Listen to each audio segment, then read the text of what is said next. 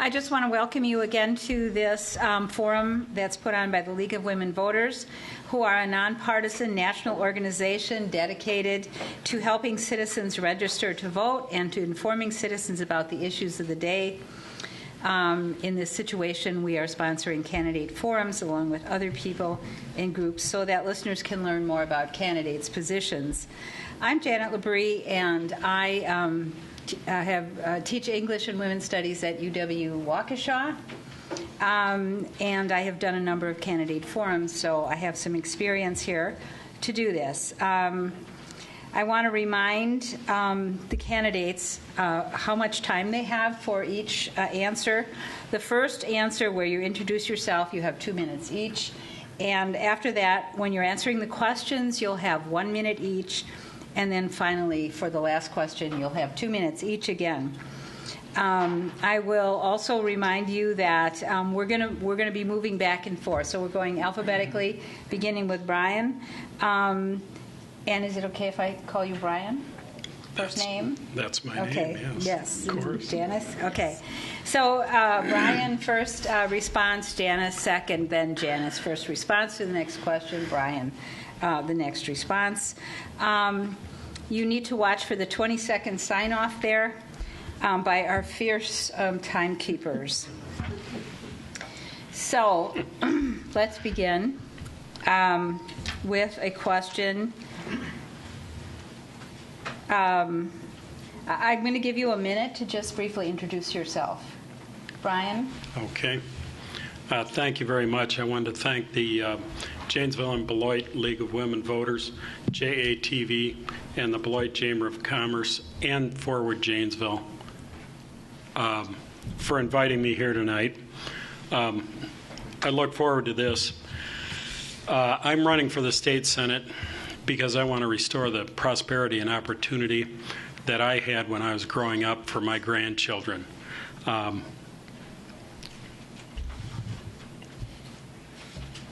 In other words, my platform is to create opportunity for everyone, not just a select few. I want to keep the relationship between educators and parents local. I would also like to build the economy from the bottom up. We need jobs in Janesville and in the district, and that should be our number one priority at this point. At 14, I started out in downtown Janesville pumping gas, and my entrepreneur spirit led me to a 30-year career in cable TV, computers, and software. So I know what businesses look for when they want to relocate and when they're trying to succeed. If one thing is clear, I'm not a politician. Thanks again, and I look forward to the discussion. Thank you, Brian. Janice? Thank you. Thank you, everyone, for being here tonight, and thank you for the organizations who put this together. I am Janice Ringhand. I'm from Evansville. I currently represent the 45th Assembly District, which is Evansville, Orfordville, Beloit, and part of Greene County. And before I ran for the State Assembly 4 years ago, I served as a mayor of Evansville and served in the City Council as an alderperson for a total of 11 years. I worked in the private sector for almost 25 years doing small business accounting, 17 of those years in a small family business, Ringhand Meats and Beverages.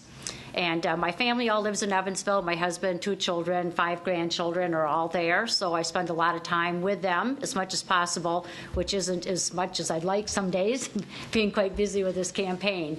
But family is very important to me and do spend a lot of time with them. I've been very involved at the local level in civic organizations. I'm a member of our Chamber of Commerce, or VFW Auxiliary. I served on the Stoughton Hospital Board of Directors for 8 years. I currently serve with the Literacy Connection here in Janesville and several other organizations.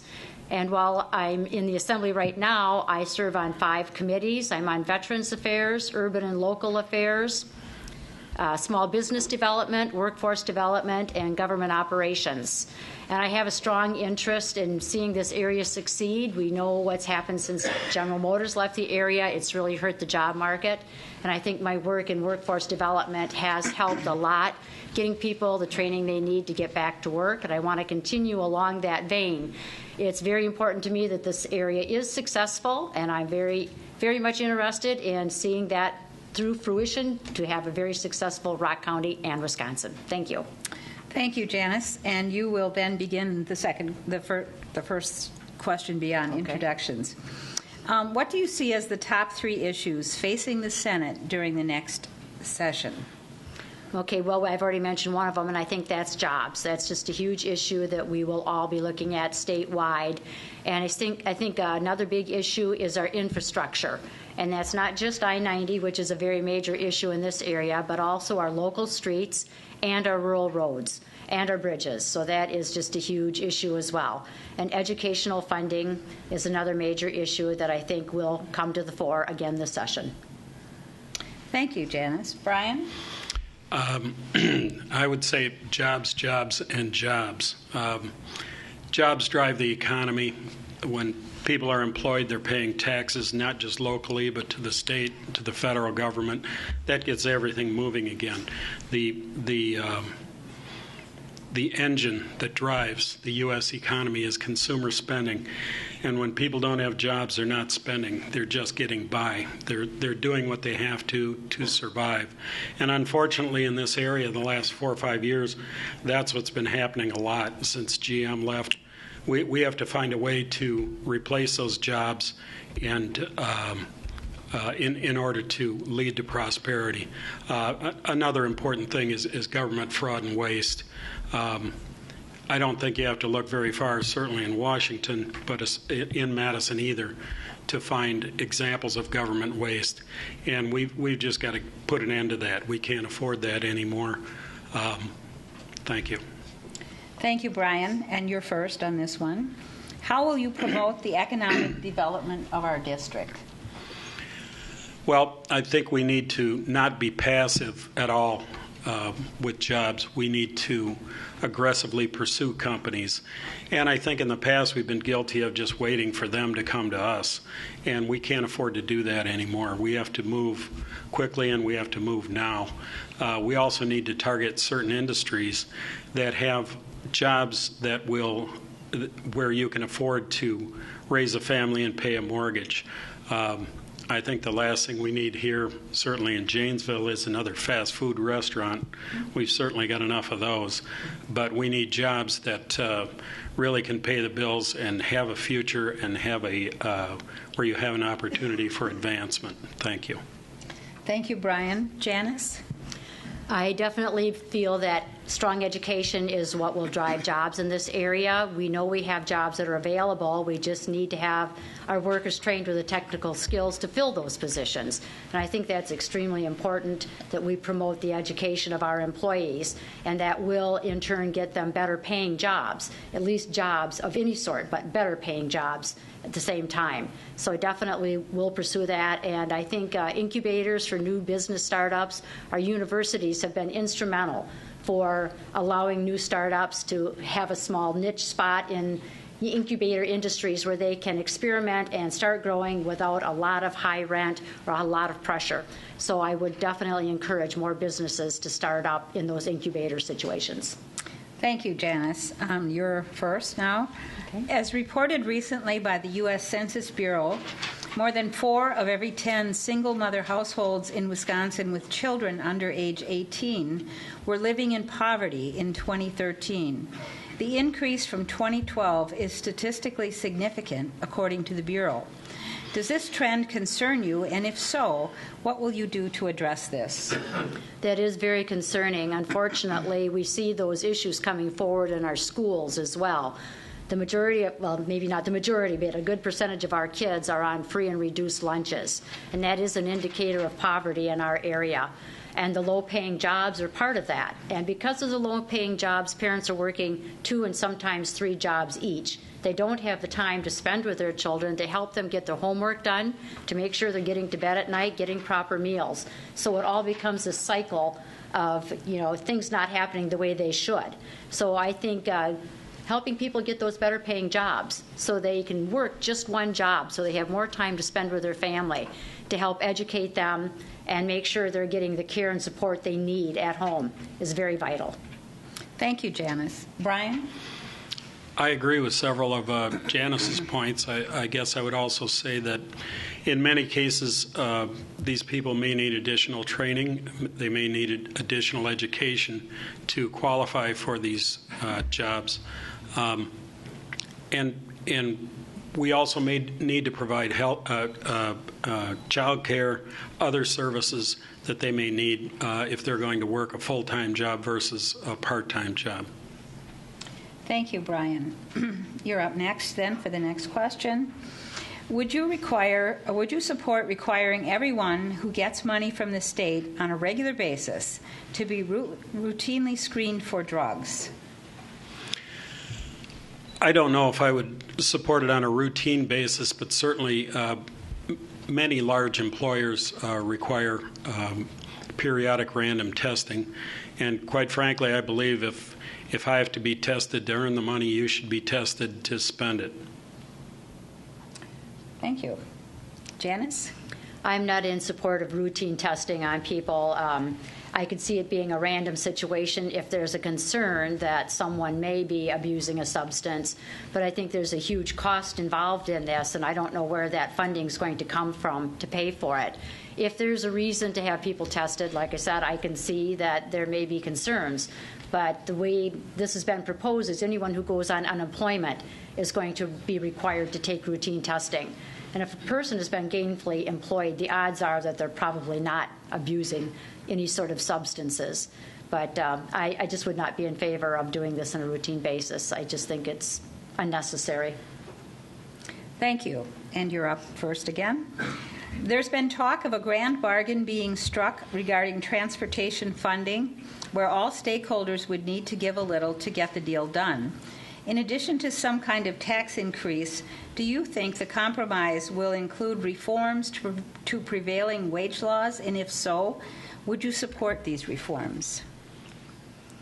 Well, I can see where we will have to negotiate and find some compromise somewhere. I'd not heard anything about going after prevailing wage. I would be very cautious about doing anything in that regard. I would really like to see the wording of any bill that came forward regarding that, because there again, prevailing wage is a wage standard, and if we start cutting that wage standard, we have lower wages all the way around once again, and that definitely affects families not getting the wages that they expect because they have a higher level of learning to perform the jobs. But I do understand we need some compromise to get the work done, and there's a number of things that need to be looked at, and I'm not sure that just one particular area would be the entire answer. Thank you. Thank you. Brian? I would agree. I'd want to see the wording of that. In many cases in Madison and in Washington, a bill is proposed and it has very specific intentions, and by the time they finish with it, there have been so many amendments and changes that you don't even recognize it. It doesn't do anything close to what it was proposed to do. As a matter of fact, in Washington, D.C., a bill that they think is going to go through, they call them Christmas trees, because you can hang anything you want on it and it'll go through. And it's, I would hate to see that happen to a proposal like this, but I'd like to see it. I have not seen any proposal, so I'm unaware of the specifics, but it's interesting. It would be something we'd need to look at. Thank you, Brian. And you're first again. Please describe your top priorities for spending state tax dollars.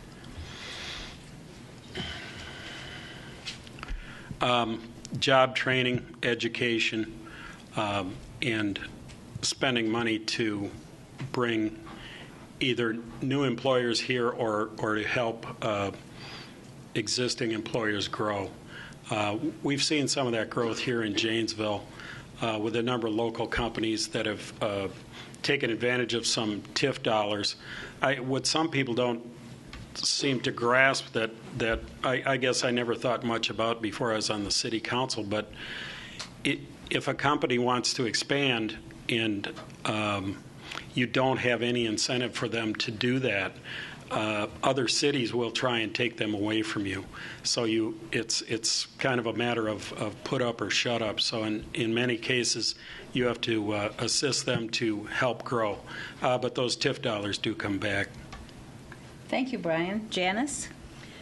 Pretty much the same jobs. Number one, we've talked about that already, and some funding restored to education and to municipalities. I've mentioned highways and roads already, but some of the cuts to our communities through financial aid from the state has really made a big difference there. So I would like to see those funds restored to education and municipalities, along with job training. Those are huge issues, and they do keep coming back up again, but those are what I'm hearing mainly from people at the doors and when I talk to people throughout the district. Thank you, Janice. You're first again. Wisconsin's minimum wage for tipped employees of $2.33 is significantly lower than in the neighboring states of Minnesota and Illinois, creating a concern that our youth are leaving the state for higher-paying jobs. Do you share this concern, and will you seek to raise Wisconsin's minimum wage for these workers? Yes, I would. I agree with raising the minimum wage, especially for wait staff. That's extremely low wages. I have a granddaughter who is a waitress. She's in high school. And when she's not busy waiting on tables, she's cleaning. And for $2.35 an hour, that's a pretty measly pay. And I have strong concerns about that.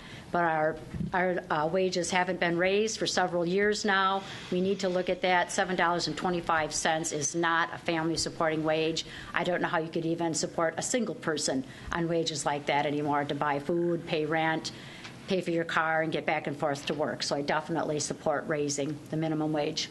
Thank you, Janice. Brian? Well, this is kind of a double-edged sword, because once again, we have to compete with other communities and other states in this area.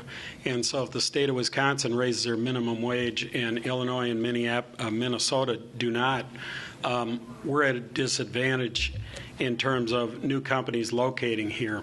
Also, many of these jobs are restaurant type or fast food jobs. I don't think they were ever designed to be a career path, but many of these restaurants are not owned by, say, McDonald's or Burger King. They're local franchises. And so the franchisee obviously can't move out of town. His franchise is for Janesville or Beloit or wherever it is. And so he has very few options left but to raise his prices. So it cuts both ways, and it's a difficult decision. Thank you, Brian. You're first this time. What time commitment will you make to be in the district and available to meet with constituents? I'll be available in about an hour. Well, it's hard to say at this point, because I'm a political newcomer, and so I don't know how much time is going to be spent in Madison. I don't know what the requirements are there. So I guess I would say as much as possible. At this point, I just have to wait and see. Thank you, Brian. Janice? I'm available on a regular basis right now. I've been out knocking on doors, getting to know people throughout the district since April, and I have been at a lot of public functions. I get to them throughout the district as much as I possibly can. And when we're back in session in Madison, there is a set schedule of when we are required to be in Madison, and we're often there more often than that because of committee meetings and constituent meetings. But I've always had an open door policy. If you call my office and ask for an appointment to come in and visit, either at the Capitol or back in the home district, my staff tries very hard to accommodate everyone whenever we can. And we also have regular listening sessions throughout the district. And so I've always done that since I was elected 4 years ago, and I will certainly continue to do that. Thank you, Janice. You're up first again. What specifically will you do to improve the level of discourse and civility within the legislature? If you were told by your party not to speak to legislators of the other party, would you comply? No, I would not comply. I have talked to members of the other party across the aisle many times. I've collaborated with them and worked together with them on bills and just on social issues. You work together at the committee level, and I think that's the best way to get to know each other better. It's a little less formal. It's a little more relaxed, so you have the opportunity to have open discussion without a lot of scrutiny.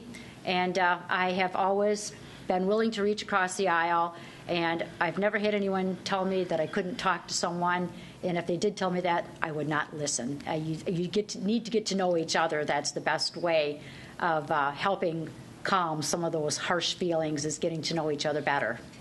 Thank you, Janice. Brian? Well, I would hope as someone new in Madison, a lot of those harsh feelings wouldn't be directed at me. Was not involved in any of the difficulties we've had in the last few years in Madison, and so I would hope people would look on me in a different light. In any case, I've always been, people that know me well know I'm fiercely independent and don't like to be told what to do, and I'll talk to who I want when I want. Thank you. You're up first, and this is a question from the audience. Wisconsin has a history of a strong environmental ethic. What role does the Senate have in continuing that history? Wisconsin's a beautiful state, and one of our largest industries, as it were, is tourism, and we need to protect tourism.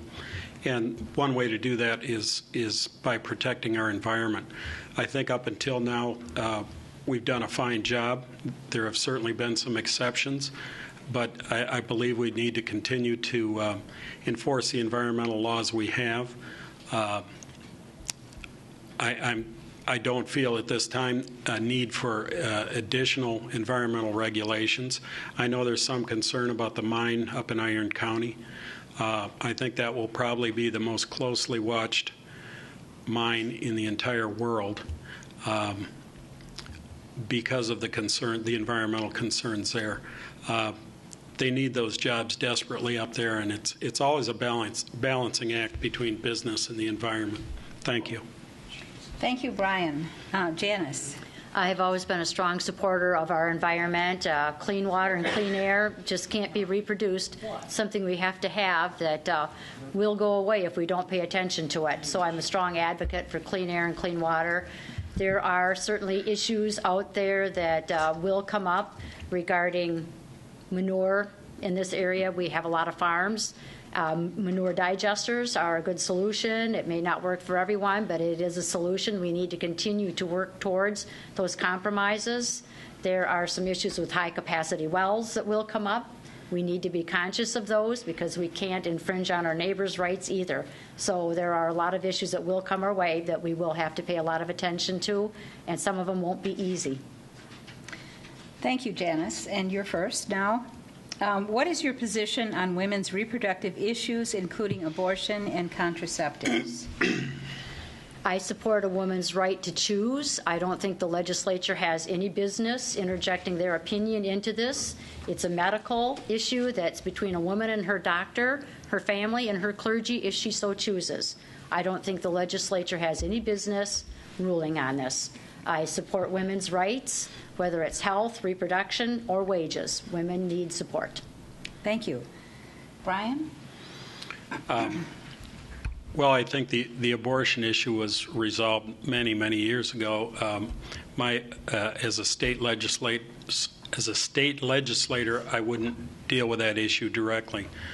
I support many other women's rights, especially the as I discussed earlier, trying to help women, some who may be single, to get a job that can pay their rent, pay their bills, and whether that requires education, retraining, whatever it takes.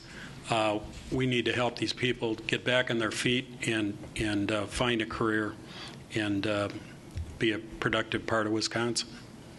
Thank you, Brian. We have another question that has to deal with the environment to some extent. The question from the audience is, Are you willing to sponsor or support legislation that will encourage further pipeline construction in Wisconsin? Well, first of all, I don't think this will be necessary. All of this goes back to the Keystone Pipeline, which, as we all know, hasn't been constructed yet either. My understanding on Keystone is they can build it all the way from North Dakota to Texas without federal approval. It's only crossing the Canadian border where they need federal approval. I think at some point in the very near future, the Keystone Pipeline will be approved, and these pipelines in Wisconsin may just go away. I don't think it's an issue we're going to have to deal with. Thank you, Brian. Janice? I think it is a real issue that we do have to deal with. Enbridge is already here, and they're expanding, and there isn't a lot of public awareness about what's happening with their expansion. They are proposing to increase their volume by about 3 times what it currently is.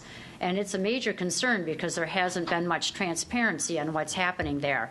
And I have to admit, I don't know all the answers either. I'm in the process of learning more about it. But I know there are a lot of concerns from the people in Rock and Walworth County where that pipeline does pass through. And it's in Rock County physically. It's just outside of Whitewater. And I think Keystone would just be an addition to this Enbridge pipeline. So it's something that we definitely need to know more about and monitor highly, because those spills, when they happen, can cost billions of dollars to clean up and take months and years to clean up. So it is a major concern. Thank you, Janice. You're first on this one. National healthcare rankings put Rock County 62nd out of 72 Wisconsin counties in health measurements, such as mortality and morbidity, raising a concern about the health of the local population. Do you view poor health as a detriment to attracting new business and industry to Wisconsin? Absolutely. We need a healthy workforce, and having a statistic like that right up front does not speak very well for our county. And I was surprised when I heard that statistic, quite frankly, because I live in a more rural area, and I don't see a lot of that on a day-to-day basis. So I was surprised that Rock County ranked so poorly. So health care is something that's extremely important. People don't exercise like they used to. They don't eat properly. You know, their diet has changed a lot of prepared fast foods. And, you know, it's really takes a toll on our health, and that's not going to promote businesses to locate here. We do need a better outlook on our health and our exercise programs. Thank you, Janice. Brian? I agree. I was very surprised by this number. I thought Rock County would would be much higher than that out of 72. And I also agree that a healthy workforce is very attractive for an employer. It's something we definitely have to do something about. There's fast food, certainly a problem. Lack of motivation, I think, is a problem. There's I know they've done surveys about people that go to gyms, and when they ask people, they'll tell you 35% will say that they go to a gym on a regular basis. But they had one study where they actually followed them, and only 8% went to a gym. And that wasn't here in Rock County, but it tells you essentially 92% of us aren't working out, and I'm one of them. But yes, it is a concern. Thank you, Brian. You're first on this one, and it kind of goes along with what we've been talking about. Would you support the Medicaid expansion? Well, I think Governor Walker already refused it, so I think that's already over. But this is this I thought was kind of a dangerous precedent. How many people in here trust the federal government? I see about 4 or 5 hands. If you trust the federal government, then I would go for the Medicaid expansion. The problem, what's going to happen, is it's kind of a teaser. We go out, take that money, get a lot of people on Medicaid, and 4 or 5 years down the road, that's going to drop into our laps and be unfunded. And all of that will end up on the back of the Wisconsin taxpayers. And now what do? You're trapped. These people are already on Medicaid, and you can't just discontinue it. Thank you, Brian. Janice? I support taking the extra money that Governor Walker turned down. I think it could have made a huge difference in getting people enrolled in the Affordable Care Act and the rates that they pay. Right now, I've talked to a lot of people who cannot afford to go to the doctor even though they have the insurance because co-pays are so high. So it isn't really working as well as it could. I know there will be a few bumps in the road with this new program, but we have to try and work those kinks out.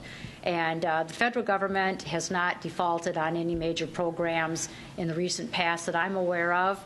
There's always been threats that there's a shortage of money for Social Security and Medicare, yet it's still there. And I think we need to have some faith and take the funding. Wisconsin is shortchanged on federal funding in a lot of areas, and we shouldn't deny all that money because it does hurt us in other areas of the state.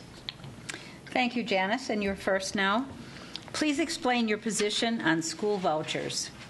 I am not in favor of school vouchers. I never have been. They take money right off the top of our educational funding. Voucher schools are not accountable. They are not held to the same standards as public schools.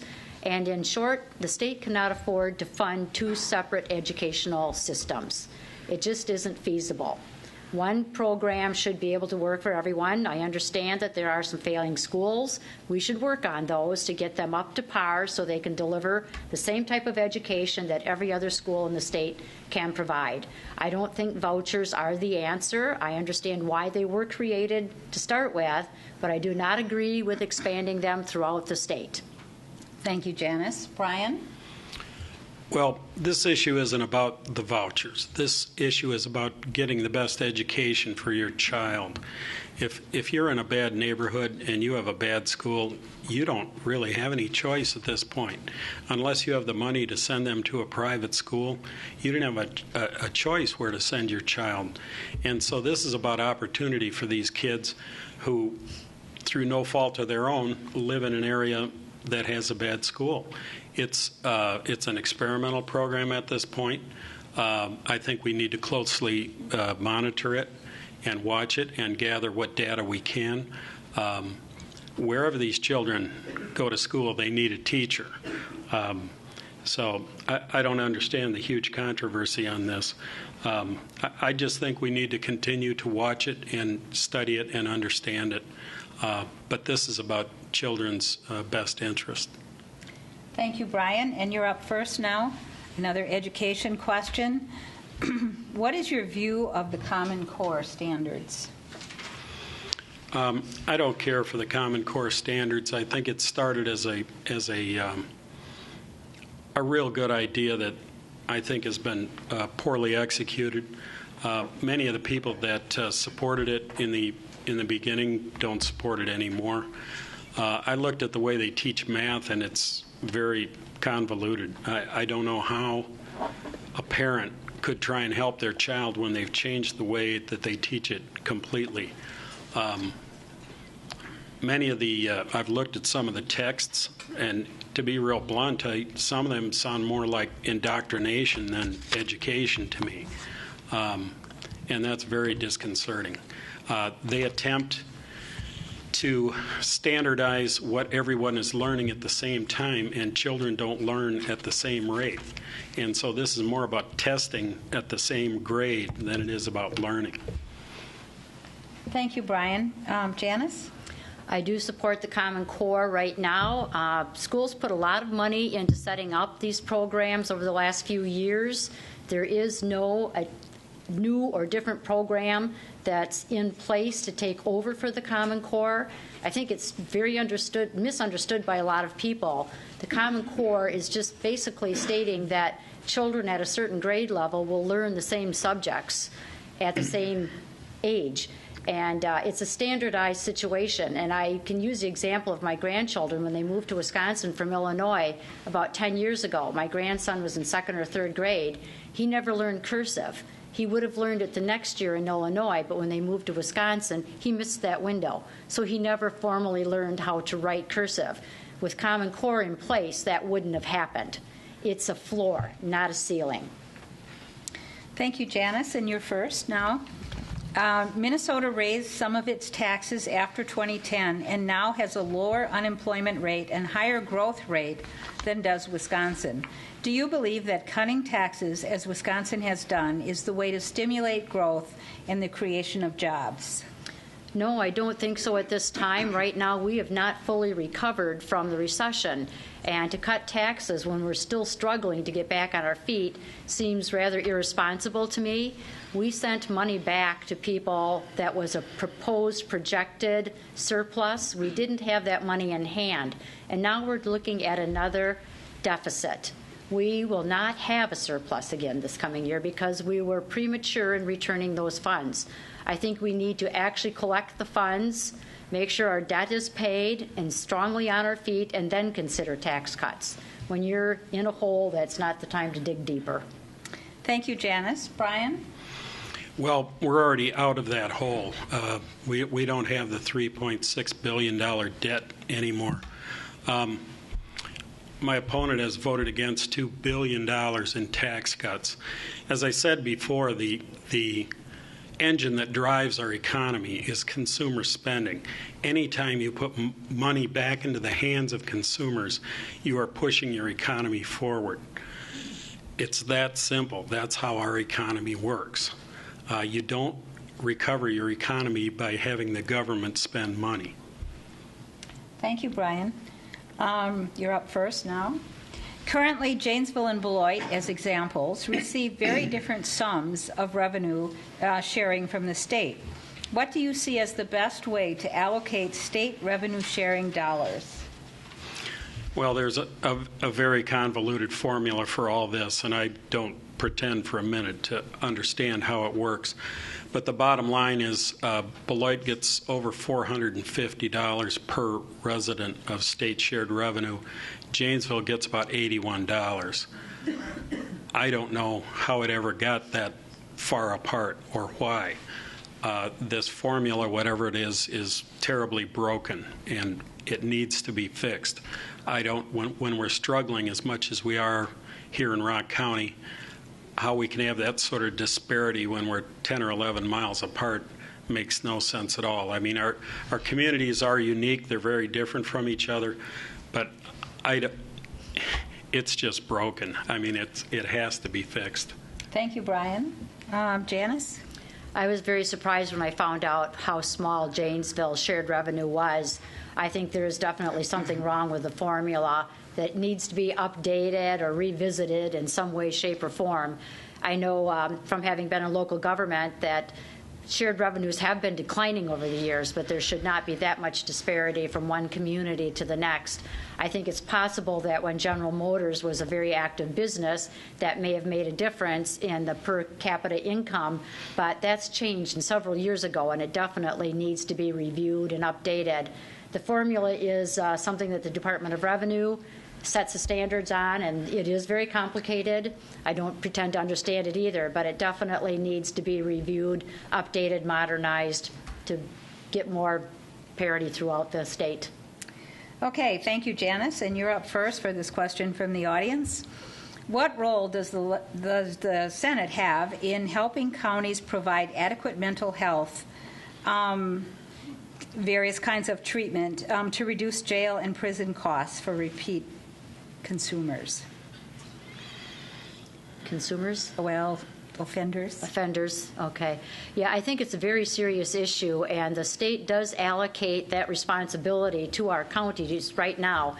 It's part of the way that the relationship is between states and counties, that the state does provide funding for counties to provide those services. And there never seems to be enough funding. It's been that way ever since I can remember. It's unfortunate, and there again, we need to work on some of those formulas. We have a lot of recidivism within our county. A lot of people that have mental health issues end up in jail rather than in treatment facilities. And this past session, we did have a mental health study group that finally recognized that that is part of the problem. So hopefully, now that they understand that that is the reality, they will pay more attention to it, put more money into the programs that are necessary to keep mental health patients out of prisons. Thank you. Brian? I agree. In many cases, the prisons have become our mental health facilities. Many of these people just bounce in and out of different jails. Many are homeless. I saw a study that said more than half of homeless people either have mental health issues or addiction issues. So this is a very serious problem, and I've got to believe that trying to take care of the mentally ill is certainly easier than building more jails. Thank you, Brian. And you're first again. Doesn't it seem like that's happening forever? What is your stance on the frac sand mining being done in Wisconsin? The frac sand is mostly going to North Dakota, and I had to do a little homework on this a few months ago. They can't just use any sand for frac sand. It has to be a really super fine sand, and western Wisconsin is full of it. The biggest expense involved seems to be shipping it to North Dakota, and we seem to be the closest supplier. The last time I looked, there were more than 130 frac sand mines operating in western Wisconsin. The primary issue seems to be looking at the big ugly hole that they dug, but the dust, because it is such a fine sand. The dust gets into everything and drives the farmers crazy and sometimes damages their machinery. Thank you, Brian. Janice? Environmental concerns are the biggest issue, and the fine dust that's created from frac sand, the mining of the sand itself, is a major issue. And it's an industry that's been pretty much uncontrolled since it started, and there are a lot of concerns about it. And this is one of those industries that I think we need some uniformity from the state, and we need local control, but yet there needs to be some uniformity so that there's some same rules across the state. And I'm a strong believer in local control, but a lot of communities are finding that selling their land for money, that's their retirement fund.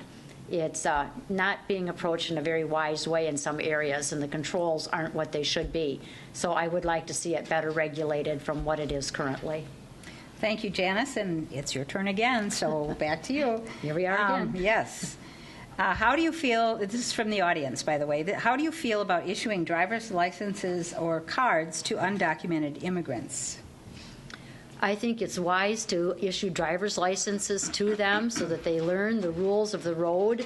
I think a lot of accidents happen simply because they don't have a driver's license. They're not aware of what our rules are. And they are here to make a living. They want to go to work. They need a license and a car to get back and forth to go to work. And I'm not sure what you mean by a card. I'm not either. Okay, I'm afraid I can't answer that then because I'm not familiar with what that would be. But as far as driver's licenses, I think they should have training as far as driving, same driver education that we all have to have in order to get a license and then have a license so they can go to work. Thank you. Brian? Well, it appears this election we won't have voter ID, but if a driver's license is a valid voter ID, we can't give it to these illegals unless they become naturalized citizens.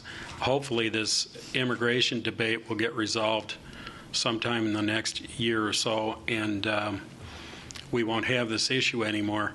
But at this point, I just because they're here, I don't think giving them a driver's license is, they're not supposed to be here. Okay, Brian, thank you. And you're first again. Do you support the current partisan system of redistricting in Wisconsin? And if not, what would you propose instead? Well, I think we could start with a model like they use in Iowa, and we might possibly want to change that or modify it. But the constant redistricting and putting people in different districts. I got bounced out of my own district by my own party, and so if I win, now I have to move. Nothing I can do about it either, but it just doesn't make any sense. Everybody's trying to get an advantage, get the upper hand. I think we need to do this in a nonpartisan way. Trying to get that passed in Madison will be a challenge. Thank you, Brian. Janice? I support a nonpartisan board doing the redistricting. I, too, was redistricted out of my district. I was originally in the 80th Assembly District, was cut into 3 pieces. If I had chosen to move, it wouldn't have mattered. I still would have only had a third of my district. So I'm definitely in favor of a nonpartisan Iowa-type model. And when I was mayor of Evansville in 2002, we had to redistrict our community just to equalize our voting wards. And it was a very simple process. You can get software that with dragging a mouse and clicking it changes the population for where you've drawn those lines. It's a fairly simple process. It's probably a little more complex on a state level, but it's fairly simple, and it should not cost hundreds of thousands of dollars. Thank you, Janice. Question from the audience. Wisconsin prisons have high disproportions of black and brown males. This is devastating to our families and community. What would you propose to change the Wisconsin prison system? Well, I don't think it's so much the prison system that's causing the problem. It's happening before they get to prison. I actually attended a meeting a couple of weeks ago in Beloit put on by one of the local churches that did address this issue, the high rate of black male incarceration. And, we know that there is some racial profiling going on. It's been a proven fact that that happens. Young black males are incarcerated at about 4 to 1 to white males. So it's happening before you get to prison. It's not the prisons themselves. But we need to look at how we are treating young people. Drug charges are filed more heavily against young black males when young white males are probably doing similar activities. So education, once again, up front before we get to that point. Thank you, Janice. Brian?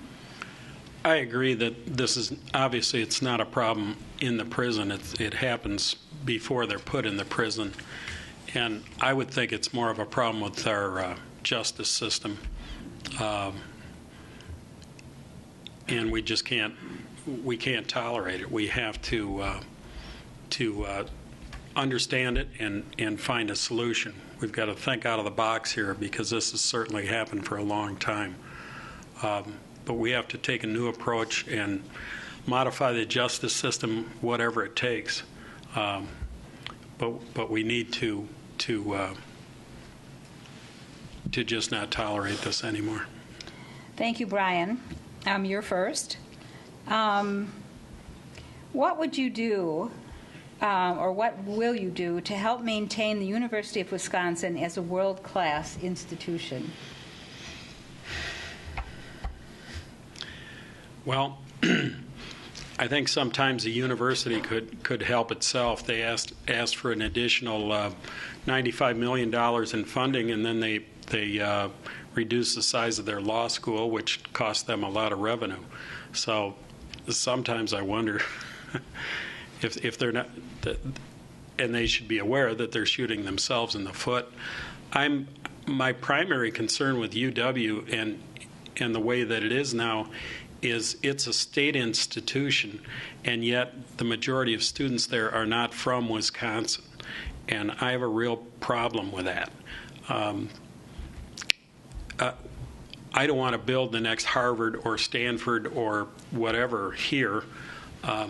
I think they need to allow a lot more Wisconsin students into UW-Madison. Thank you, Brian. Janice? I strongly support all of our UW system schools, whether they're 2-year or 4-year, and I think they play a very vital part in our economy and growing our jobs here in the state. And funding has become an issue. The so-called slush fund scandal a year or so ago.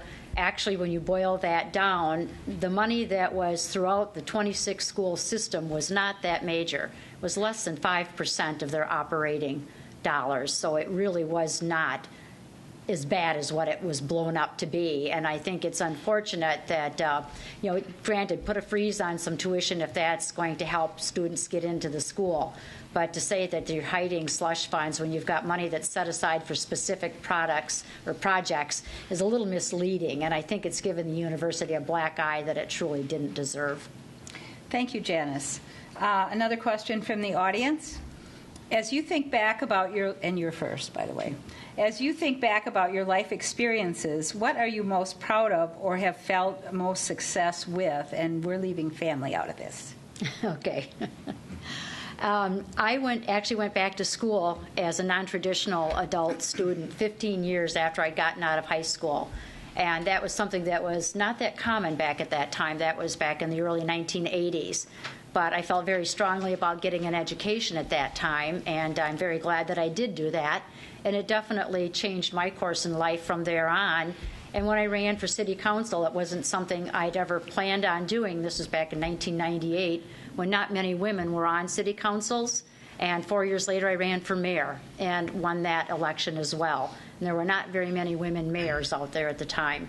So I sort of set a trend for myself to be an overachiever in the political world, and I've continued to do that, and I'm very proud of my accomplishments. Thank you, Janice. And Brian? Well, my background is primarily business, and so mine would come from the business world. The first cable system, I was about 30 years old. The first one that I was responsible for building was in Delavan, Wisconsin. And I had to do everything there, from ordering all the equipment to hiring the people, setting up the office. I had to do every job there was to make that thing work. And part of our commitment was to wire the Wisconsin School for the Deaf. And they had a problem because they had just received some closed caption decoders, and they only received 3 of them, and they had 53 televisions, and they were very expensive. And we figured out a way to wire it so we could run it through these 3 decoders and send it to all 53 televisions. And I really felt good about that one. Okay, thank you, Brian. We're on the last question now, and you have 2 minutes, each of you, for this question. And we're starting with you, Brian. Why should voters elect you to the Wisconsin Senate to represent District 15? First of all, I think we need new blood in Madison as much as possible. If we're going to stop the gridlock in Madison that, quite frankly, I think just mirrors Washington, D.C., we've got to get some new faces there with some different ideas to at least attempt to push through this and get things back to a point where negotiation is day-to-day business, not slamming the door in somebody's face or telling them, I don't need your input. That's not going to get us anywhere. I don't think either side has a lock on good ideas. I think we need to consider everything that comes down the pike, regardless of where it's from. And so I also believe my background in business is unique, and I've been in half a dozen different kinds of business. So I have a real broad background that I think serves me well, and that would qualify me uniquely to know what a business wants when they're going to move, or they're going to relocate, or they're going to expand. Thank you. Thank you, Brian. Janice. Well, thank you. I also go back on my experience, very broad, throughout my years of working in small businesses, doing small business accounting for 25 years, and 15 years of government service, 11 at the local level, 4 at the state level, and the opportunities that I've had to meet with people, work with them, find resolution to problems. That's something I've always enjoyed doing. I've had people come to me at city council level and bring problems forward that we were able to work through. There wasn't always agreement on everything. There were disagreements, but we were able to work it out and find ways to find resolution. And I've been doing that up at the state. We haven't been as successful. It's been pretty volatile up there the last 4 years. I wouldn't argue that for a minute. But yet I have been able to reach across the aisle and work with others. I've sat in on committees where I've been congratulated for being the rational one in the crowd that listened to people and offered up solutions. And I want to continue to do that. I think we have a real strong opportunity. I know that a lot of my colleagues in Madison are starting to listen to their constituents. They're realizing that they're vulnerable. They could lose their seats by not listening to their constituents. And I think some of them are really ready to start listening. And I want to be there to be part of that, to find the solutions, to get Wisconsin back on track. We know we have the ability to do it. We just need to get ourselves corralled and start collaborating and working together and get that done. So I respectfully ask for your support moving forward and look forward to working with all of you in the future. Thank you. Thank you very much, both of you candidates, for being at this forum and sharing your thinking with us and your plans and hopes. And thank you all for joining us here for this forum. Thank you for listening politely and sharing questions with us that were very useful and informative. Thank you for coming. And please urge everyone you know to vote on November 4th. And remember that we are now in the situation where no voter ID will be required to vote for this election. So thank you all very much.